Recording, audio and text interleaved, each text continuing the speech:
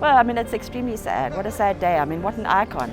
A giant has fallen, I think. A giant tree, if one can refer to an old oak, something like that. And certainly he was someone that we all knew about. I mean, from obviously the days of the 80s through apartheid, and obviously all his speaking out against apartheid and what he stood for in terms of justice and peace for all.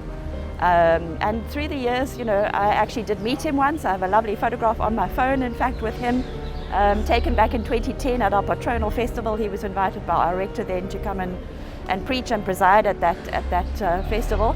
So I have a lovely photograph with him, and I don't know what he was telling me, but obviously it was something that was funny because we were both having a good laugh. Well, he did not sit well because he was one of the last in his generation of people who fought so hard for what we have today. Unfortunately, he died very disappointed about what is happening now in the country. Bishop Tutu meant so much for us.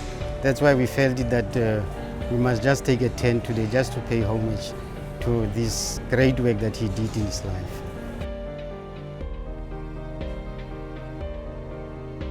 So when we found out about it, we were at home at the apartment, and then it brought back a lot of emotions and I thought I have to bring my children because he forms a very rich part of our history, you know.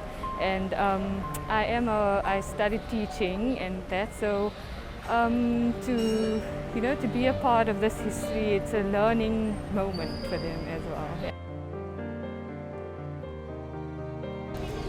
Sad day indeed. Desmond Tutu, he was a great fighter, activist. And I told my wife actually the big guns of the ANC and the anti-apartheid struggle, they are passing all. So, but I hope we can build on the legacy of our great heroes. I will miss his tone of voice, the way he speaks.